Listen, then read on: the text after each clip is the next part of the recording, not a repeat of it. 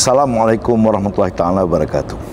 Kita bertemu lagi di penghujung hari ketiga penghujahan di akhir kes pembelaan, kes Datuk Seri Muhammad Najib bin Tun Haji Abdul Razak, kes 1MDB. Peguam bela Datuk Seri Najib hari ini meneruskan hujahan mereka. Banyak sangat yang diperkatakan dalam hujahan pada hari ini. Tetapi saya nak memetik satu aspek yang saya rasa penting, yang mungkin rakyat Malaysia tidak pernah dengar sebelum ini, tetapi hari ini kita bentangkan untuk pendengaran dan tatapan rakyat Malaysia yang ingin tahukan kebenaran.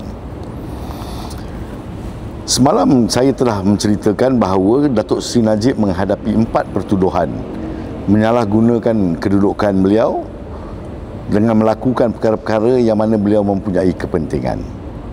Salah satu daripada tindakan Datuk Seri Najib yang didakwa oleh pihak penakwaan sebagai telah dilakukan di mana Datuk Seri Najib mempunyai kepentingan berbunyi begini.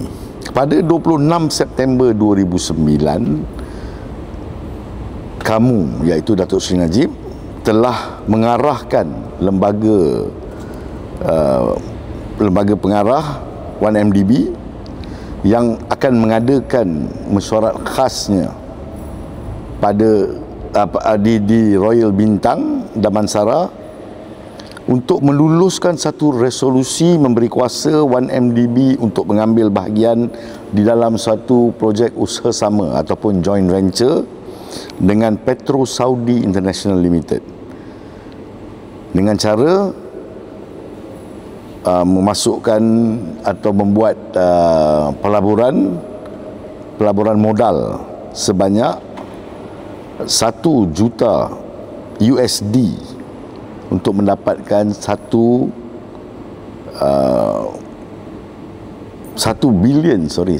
bilion USD untuk mendapatkan 1 bilion saham di dalam sebuah syarikat joint venture. Nah, ini pertuduhan ni. Yang perlu semua ingat ialah tarikh yang dikatakan Datuk Seri Najib memberi arahan ni. Datuk Seri Najib dikatakan telah memberi arahan kepada lembaga pengarah pada 26 hari bulan September 2009. Ingat tarikh itu. Apa yang Datuk Seri Najib dikatakan telah lakukan? Menurut pihak pendakwaan, Datuk Seri Najib telah menghubungi Tan Sri Baki. Tan Sri Baki adalah pengurusi lembaga pengarah 1MDB pada masa tersebut, dan Tan Sri Baki dibawa sebagai saksi dalam perbicaraan ini. Tan Sri Baki telah memberi keterangan seperti berikut. Sebelum mesyuarat ini dimulakan, mesyuarat pada 26 hari bulan September 2009, sebelum mesyuarat ini dimulakan, Jolo telah menyerahkan handphone beliau sendiri kepada saya dan menyatakan, PM on the line, want to speak to you. PM pada masa tersebut adalah Datuk Seri Najib. Datuk Seri Najib telah menyatakan kepada saya lebih kurang seperti berikut. Baki, dicakap dalam bahasa Inggeris sikit di sini, the board should not be looking back to the past and questioning how the money was raised. What is important is for the board to focus on the Petro Saudi proposal, where the discussions have been going on for some time. I would like the board to quickly consider this proposal and firm up a decision on it. This is an important project which is G2G in nature. Saya ringkaskan di dalam bahasa Melayu. Datuk Seri Najib kata, Baki, penting untuk lembaga pengarah fokus kepada cadangan Petro Saudi, di mana perbincangan mengenai perkara ini telah berlanjutan untuk satu tempoh. Saya suka jika sekiranya bord lembaga pengarah dapat mempertimbangkan dengan pantas cadangan tersebut dan membuatkan satu keputusan mengenainya. Jadi jawapan yang diberikan oleh Tan Sri Baki ialah, saya hanya menyatakan kepada beliau, I would inform the other board members and we will look into it. saya akan maklumkan ahli-ahli lembaga yang lain dan kami akan menelitinya. Ini jawapan Tan Sri Baki. Yang pertama kita kena tengok di sini, apa yang dikatakan arahan oleh Datuk Seri Najib ni. Dia cuma berkata, saya mahu lembaga pengarah untuk mempertimbangkan segera cadangan ini dan membuat keputusan mengenainya. Ini adalah satu projek G2G yang penting. Dia tidak arahkan bot untuk membuat keputusan meluluskan cadangan tersebut. Dia kata bot pertimbangkan cadangan tersebut dan buat satu keputusan mengenainya. Terpulanglah kepada bot sama ada bot mahu terima atau tidak mahu terima. Dan Tan Sri Baki pun tidak rasa terikat dengan apa yang dikatakan oleh Datuk Seri Najib. Dia kata saya akan maklumkan ahli-ahli lembaga yang lain dan kami akan menelitinya. Tidak ada komitmen bahawa ia akan dilaksanakan. Oh okey, Datuk Seri atas arahan Datuk Seri kita akan laksanakan. Dia tidak kata begitu. Dia kata kita akan menelitinya. Jadi ini berlaku pada 26 hari bulan. Pada mesyuarat 26 hari bulan ni, lembaga pengarah 1MDB tidak pun memutuskan yang ia akan menerima cadangan yang dibuat oleh Petro Saudi ini. Apa yang telah diluluskan, ada resolusi di sini. Resolusi pada 26 hari bulan 9. Apa yang diputuskan oleh 1MDB pada masa tersebut, bahawa syarikat dengan ini diberi kuasa untuk mengambil bahagian di dalam satu projek usaha sama bersama Petro Saudi Limited dengan melabur di dalam saham sebanyak 1 bilion. Tapi di bawah ni dia kata tertakluk kepada beberapa syarat-syarat. Yang pertama, satu badan profesional penilai hendaklah dilantik oleh syarikat tapi dibayar oleh syarikat joint venture untuk menilai aset-aset syarikat joint venture. Syarikat joint venture dan lembaga pengarah syarikat joint venture hendaklah melantik beberapa orang, begitu.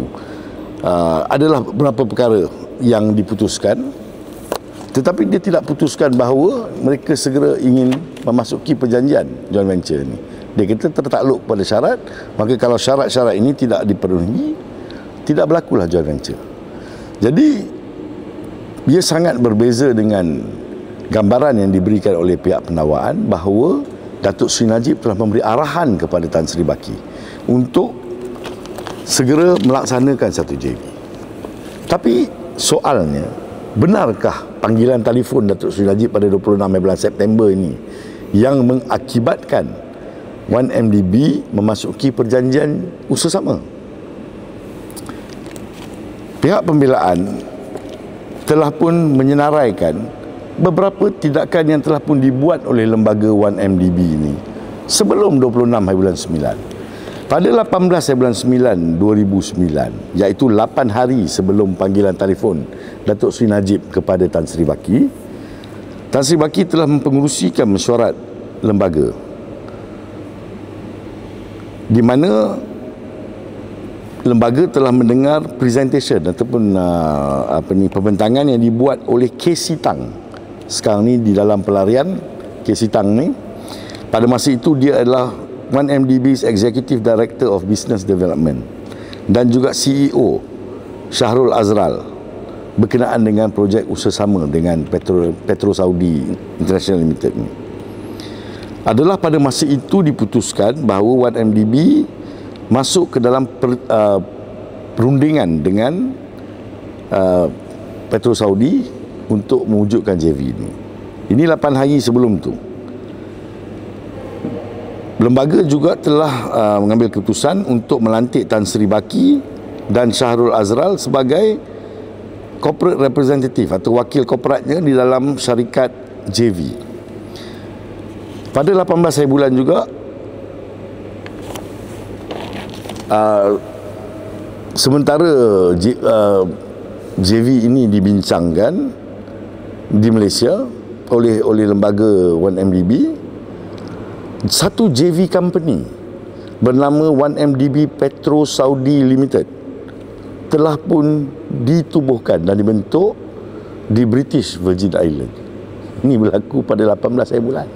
Datuk Seri Najib telefon pada 26. Pada 18 hari bulan 9, 8 hari sebelum tu, dah tubuh dah syarikat JV yang bernama 1MDB Petro Saudi Limited di British Virgin Island. Dan pada 20 hari bulan, 2 hari selepas penubuhan syarikat baru tu, seorang bernama Edward L. Moss yang merupakan konsultan dan penilai dalam sektor tenaga telah menghantar surat kepada 1MDB untuk melantik beliau bagi membuat penilaian aset-aset petroleum. Nampak tak?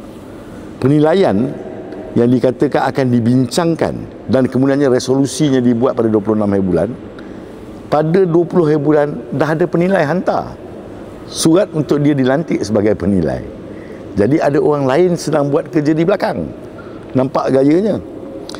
Pada 25 hari bulan 9, sehari sebelum mesyuarat yang dijangka berlaku dan Datuk Seri Najib membuat panggilan telefon, sehari sebelum tu, lembaga pengarah 1MDB telah meluluskan satu resolusi untuk membuka satu account bank, joint bank account. Account bank bersama dengan Petro Saudi International Limited di atas nama 1MDB Petro Saudi Limited di sebuah bank di Switzerland, di BSI Switzerland. Ini berlaku pada 25. Jadi ia mendahului resolusi khas yang dibuat pada 26. Ia mendahului panggilan telefon Datuk Seri Najib kepada Tan Sri Baki. Jadi bagaimana pihak pendakwaan boleh memilih tarikh ini je, tarikh pada 26 ni, dan mengatakan panggilan telefon Datuk Seri Najib kepada Tan Sri Baki lah yang mengakibatkan ataupun mengarahkan 1MDB untuk memasuki satu perjanjian dengan Petro Saudi. Pihak pembelaan menghujahkan bahawa pihak pembelaan menghujahkan bahawa pihak pendakwaan tidak boleh melihat hanya apa yang berlaku pada satu hari. Jangan memilih hanya satu hari di antara banyak hari peristiwa yang berlaku. Pilih satu hari dan mengata pada hari ini disebabkan ada penglibatan Datuk Seri Najib di situ, disebabkan dia buat panggilan kepada Tan Sri Baki, maka itu dianggap sebagai satu kesalahan. Apa yang berlaku sebelum dan selepas tak menjadi masalah. Sekarang kita dengar pula apa yang jadi selepas. Tadi kita dah dengar 8 hari sebelum dah macam-macam tindakan berlaku. Sebelum kita pergi tengok apa yang berlaku selepas, kita dengar dulu apa yang dikatakan oleh mahkamah ini. Mahkamah semasa memutuskan untuk memanggil Datuk Seri Najib membela diri, di akhir kes pendakwaan dulu, mahkamah berkata pada 20 keterangan menunjukkan bahawa tertuduh pada 26 September 2009 telah membuat panggilan telefon kepada PW15 Tan Sri Baki lah tu, yang sedang bersedia untuk mempengerusikan mesyuarat lembaga pengarah 1MDB, dan telah mengarahkan lembaga pengarah 1MDB semasa mesyuarat khas tersebut di Royal Bintang Damansara untuk meluluskan satu resolusi memberi kuasa pada 1MDB untuk mengambil bahagian di dalam satu joint venture dengan Petro Saudi International Limited. Ini dapatan mahkamah. Mahkamah kata dia mendapati bahawa pada 26 hari bulan Datuk Seri Najib ada buat panggilan telefon ini. Panggilan telefon ini kononnya memberi arahan kepada lembaga, maka itu apa yang dimasukkan dalam kertas pertuduhan sebagai perbuatan menyalahgunakan kedudukan telah berlaku dan telah dibuktikan berlaku, ianya dilakukan oleh Datuk Seri Najib tanpa mengambil kira apa yang berlaku daripada 18 sehingga 25 hari bulan, dan juga tanpa mengambil kira apa yang berlaku selepas itu.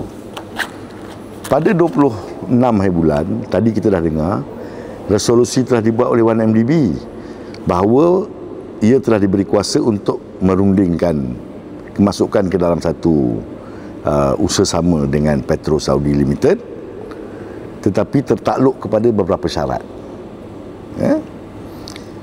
Belum pun syarat itu dipenuhi, 2 hari selepas itu, pada 28 bulan 9 2009, Syahrul Azral, CEO 1MDB, telah pun menandatangani satu JV agreement, tapi dengan sebuah entiti bernama Petro Saudi Holdings Cayman Limited. Ini bukan entiti yang mana 1MDB berunding. Ini bukan entiti yang Datuk Seri Najib minta Tan Sri Baki untuk pertimbangkan, untuk teruskan kerana ia bersifat G2G. Ini adalah satu syarikat lain yang diwujudkan, sebuah syarikat pesisir yang diwujudkan. Dan bagaimana Syahrul Azral boleh pergi memasuki perjanjian ini? Dia tidak kata dalam keterangan dia bahawa Datuk Seri Najib mengarahkan dia. Dia kata dia pergi ke sana bersama peguam yang mewakili 1MDB, pergi dan menandatangani perjanjian tersebut. Apa kata Syahrul Azral dalam keterangannya? Semasa di sana, saya tidak membaca pun JV ini.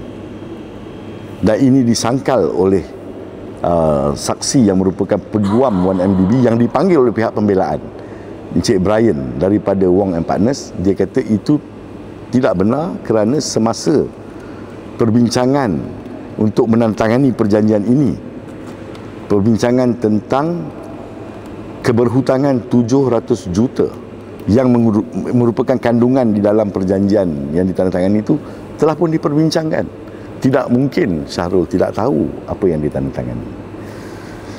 Kemudian selepas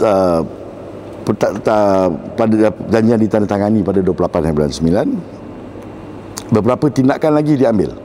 Tapi tuan-tuan dan puan-puan, perjanjian ini sejurus ia ditandatangani, perjanjian itu mengisytiharkan bahawa syarikat JV ini, iaitu 1MDB Petro Saudi Limited, sudah menjadi terhutang sebanyak 700 juta USD kepada syarikat Petro Saudi Limited.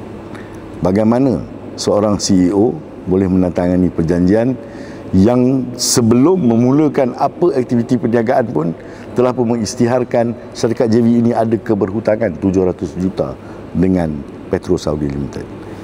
Dari itulah bermulanya keberhutangan syarikat 1MDB.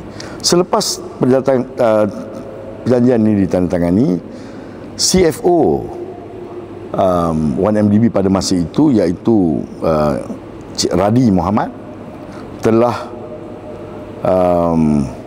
mengarahkan wang untuk dipindahkan. Kemudian berlaku beberapa perkara lagi. Kebanyakannya adalah tindakan daripada Syahrul. Pihak pembelaan telah menyenaraikan tindakan-tindakan yang dibuat oleh Syahrul. Ia menunjukkan bahawa semua tindakan susulan selepas itu dilaksanakan oleh Syahrul Azral. Dan dia tidak katakan dia buat itu kerana Datuk Seri Najib suruh, atau ia berikutan daripada panggilan telefon Datuk Seri Najib. Maka akaun bank ditukar, pembayaran dibayar kepada akaun yang bukan diautorise di dalam perjanjian. Semua langkah-langkah ini telah berlaku. Apabila perkara ini dibangkitkan oleh pihak pembelaan untuk menyatakan bahawa bagaimana mahkamah boleh menerima keterangan mereka yang ternyata tindakan-tindakan mereka ini sebenarnya mengakibatkan berlakunya perbuatan jenayah. Jawapan yang kerap kali diberikan oleh pihak penawaan ialah mereka bukanlah orang yang sedang dibicarakan.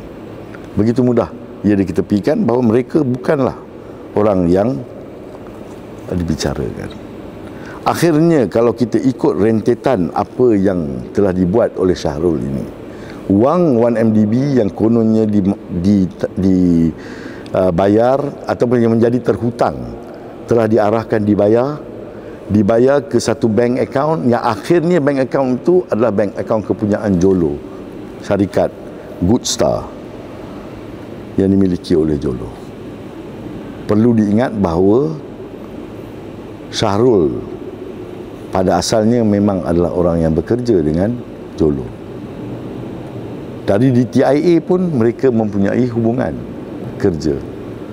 Rentetan bagaimana hubungan mereka bermula dan di mana mereka pernah bekerja bersama, semuanya dibentangkan oleh pihak pembelaan.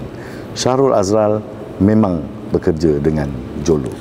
Jadi apa yang berlaku di akhirnya, pihak pembelaan telah minta mahkamah untuk menimbang semula dapatan-dapatan yang telah dibuat oleh mahkamah di akhir kes pembelaan, di akhir kes pendakwaan dulu. Kali ini dengan mengambil kira keterangan Datuk Seri Najib sendiri yang mengatakan dia hanya buat satu phone call tu je. Dan phone call itu pun tidak mengarahkan 1MDB untuk terus masuk ke dalam satu perjanjian JV. Bahkan kalau panggilan itu dibuat pun ternyata 1MDB tidak mengambil arahan beliau dan telah mengambil tindakan-tindakan yang jauh menyimpang daripada arahan yang beliau berikan. Hasrat untuk mewujudkan satu JV secara G2G dengan Petro Saudi Limited hancur lebur di tangan, kaki tangan 1MDB. Sebab itu ada saksi pendakwaan yang datang, iaitu mantan SAC Raja Gopal yang merupakan pegawai penyiasat PDRM pada masa tersebut. Beliau membuat recommendation supaya semua pegawai-pegawai di dalam 1MDB pada masa tersebut didakwa kerana telah menjalankan tindakan bertentangan dengan keputusan lembaga. Bukan saja keputusan Datuk Seri Najib, keputusan lembaga pun dia orang tak ikut. Pegawai-pegawai membuat tindakan sendiri mengakibatkan berlakunya keberhutangan, dan semua perbuatan mereka itu terjumlah kepada pelbagai bentuk perlakuan jenayah. Tetapi yang terpaksa menjawab pertuduhan hari ini ialah Datuk Seri Najib.